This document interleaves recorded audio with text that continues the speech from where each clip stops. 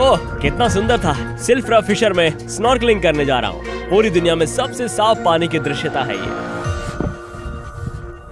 Iceland.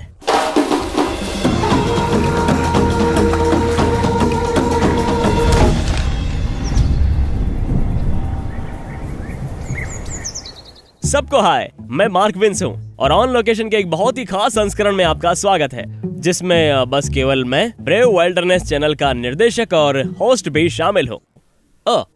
मुझे बोलना नहीं था अभी? नहीं, ठीक है, इस बारे में मैं बाद में और बताऊंगा। अभी के लिए मैं सिर्फ ब्रेव वाइल्डरनेस चैनल का निर्देशक हूँ, लेकिन कुछ लोग मेरे बारे में जानते होंगे, जो अक्सर कम्युनिटी से पूछता है, तुम ठीक हो? कुछ महसूस? तुम ठीक हो? तुम ठीक हो दोस्त? मैंने कमेंट्स पढ़े हैं दोस्तों। हाँ, वही आदमी।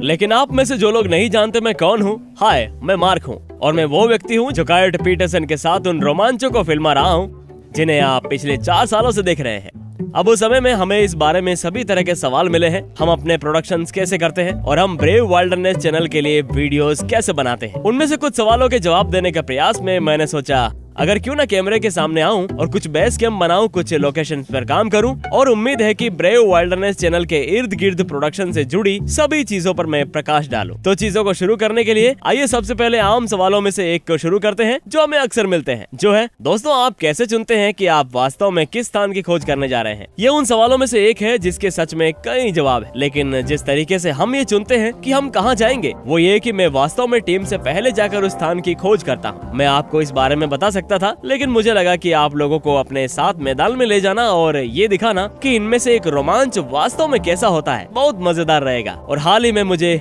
आइसलैंड देश का दौरा करना पड़ा। आइसलैंड उन सबसे अद्भुत स्थानों में से एक है जहां मैं कभी गया हूं, कोई अपवाद नहीं है दोस्तों। ये एक ऐसी जगह है जहां मैं बचपन से जाना चाहता था कि ये उन पहले प्री प्रोडक्शन वीडियो में से एक है जिसे मैं आप लोगों के साथ साझा करने जा रहा हूँ। तो बिना किसी देरी के चलिए स्टूडियो से बाहर निकलते हैं और मैदान में जाते हैं और देखते हैं कि मैंने किस तरह के शानदार आइसलैंडिक रोमांच खोजे हैं।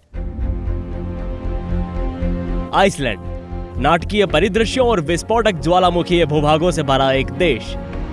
ये एक ऐसी जगह है जो अपनी उबड़-खाबड़ मिट्टी पर हर दृश्य और हर कदम के साथ रोमांच शब्द के अर्थ को सही मायने में दर्शाता है। ये एक ज्वालामुखी है, अभी 8 साल पहले ही तो फटा है।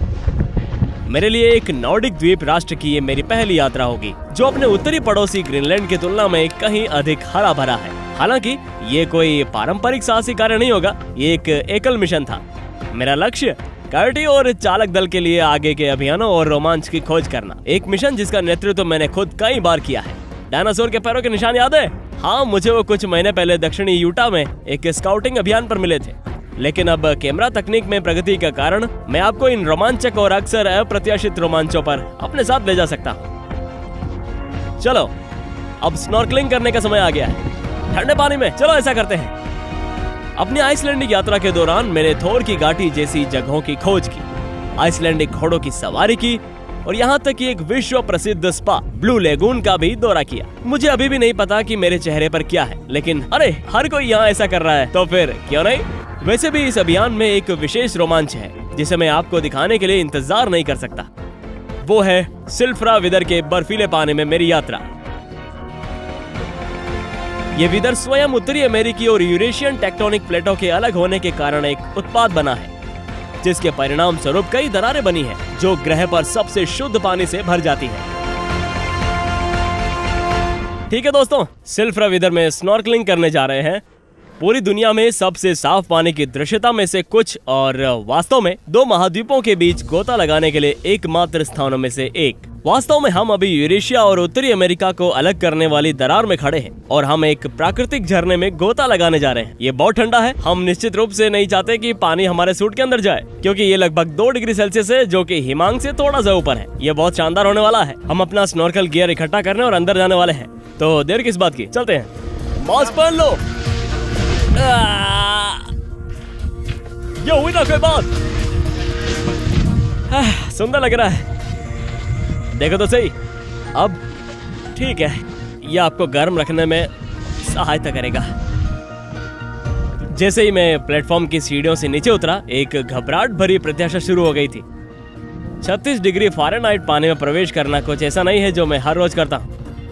मेरा मतलब है ये पानी हिमांक से केवल 4 डिग्री ऊपर है। ये कहना सुरक्षित है कि ये इससे ज्यादा ठंडा नहीं हो सकता। तो हम प्रोसेस के लिए तैयार हैं। तो दोस्तों आज मेरी बहन हमारी मदद कर रही है। सबको नमस्ते बोला ये वेट। वो मेरे साथ आइसलैंड आई थी, इसलिए आज वो कैमरामैन है। ठीक है तो शुरू करें। हम सिल्फ्रा फिशर में स्नॉर्कलिंग करने जा रहे हैं। समय है पानी में जाने का।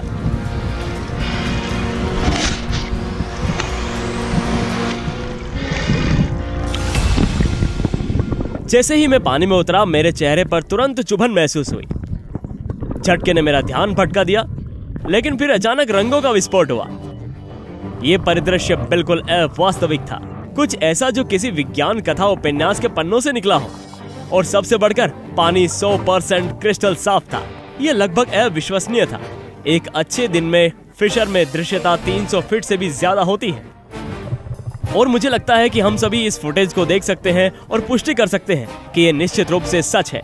अब मैं समझा सकता हूं कि ऊंचाई से डरने वाले इतने सारे लोगों को इस अनुभव से क्यों परेशानी होती है। मुझे सचमुच ऐसा लगा जैसे मेरे और दरार के निचले हिस्से के बीच कुछ भी नहीं था। वास्तव में ये अनुभूति तैरने की तुलना में उड़ने के ज्यादा करीब थी। यानी जब तक मैंने अपने पंखों से किक मारने की कोशिश नहीं की, सूखा सूट, जीवन रक्षक गर्मी और इंसुलेशन प्रदान करते हुए हिलना लगभग असंभव बना देता है। इससे उत्पन्न उछाल ने मेरे हरकतों को इतना सीमित कर दिया कि काफी हद तक मैं केवल धारा की सहायता से ही आगे बढ़ पा रहा था। हालांकि मैं कहूंगा कि गतिशीलता की इस कमी ने वास्तव में मुझे आराम करने और पूरे अनुभव का आनंद लेने और वास्तव में सभी रंगों और शानदार दृश्यों को देखने की अनुमति दी। कभी कभी बस साथ चलना अच्छा लगता है। तो सिल्फ्रा दरार जैसी जगह कैसे अस्तित्व में आई होगी? जैसे कि पता चला है कि आइसलैंड मिड अटलांटिक रिज पर स्थित है, जो उत्तरी अमेरिकी और यूरेशियन टेक्टोनिक प्लेटों के अलग होने से बना है।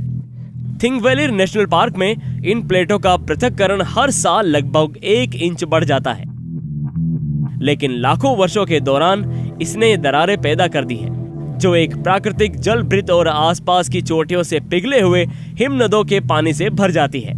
ये पानी धीरे धीरे, बहुत धीरे धीरे बहता है। वास्तव में झरझरा ज्वालामुखी मिट्टी से होकर गुजरने और खुद को छानने में इससे लगभग 100 साल तक का समय लग सकता है, जिससे ये ग्रह पर सबसे शुद्ध H2O में से एक बन जाता है। ये इतना शुद्ध है कि आप दरार से तैरते हुए अपने आसपास के पानी को सचमुच पी सकते हैं। और हाँ, मैंने इसे जरूर आजमाया।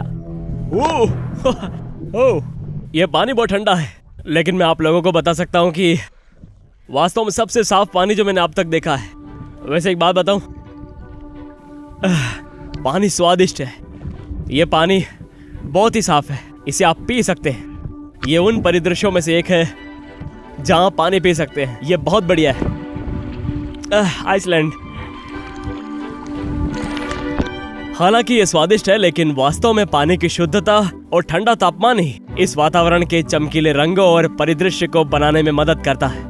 जैसे जैसे मैं आगे बढ़ता गया, मैं टीम के साथ इस स्थान पर गोता लगाने के लिए वापस आने का सपना देखने से खुद को रोक नहीं पाया। मेरी कल्पना सचमुच बेकाबू हो रही थी। ये कल्पना करने की कोशिश कर रहा था कि दरार के नीचे से दृश्य कैसा होगा, और मैं ये भी सोचने लगा था कि वहाँ नीचे और क्या क्या रह सकता है। क्या शैवाल और ट्रोल घास के अलावा यहाँ कुछ नीचे है? लेकिन जैसे ही मैंने पता लगाने के लिए एक मुफ्त गोता लगाने का विचार किया, मैंने देखा कि गोप्रो की बैटरी जो 20 मिनट पहले पूरी तरह से चार्ज थी, अब केवल 1% पर थी।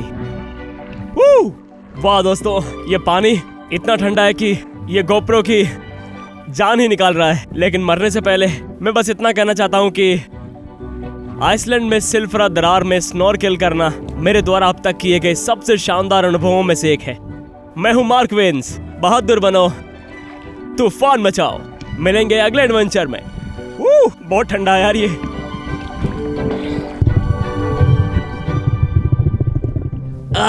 बस उस फुटेज को देखकर मुझे अपने डाइव गियर को पकड़ने, एक हवाई जहाज पर कूदने, आइसलैंड वापस जाने और उन दरारों की गहराई का पता लगाने के लिए नीचे उतरने का मन करता है। मैं केवल कल्पना कर सकता हूँ कि ये नीचे से कितना शानदार दिखता है। दुर्भाग्य से हमें उस साहसी कार्य के लिए थोड़ा और इंतजार करना होगा दोस्तों। वो सिर्फ एक स्काउटिंग मिशन था, लेकिन मैं आपको 100% गारंटी दे सकता हूँ कि कायोटी, मारियो और मैं बहुत जल्द एक बड़ा साहसिक कार्य करने के लिए आइसलैंड वापस जा रहे हैं।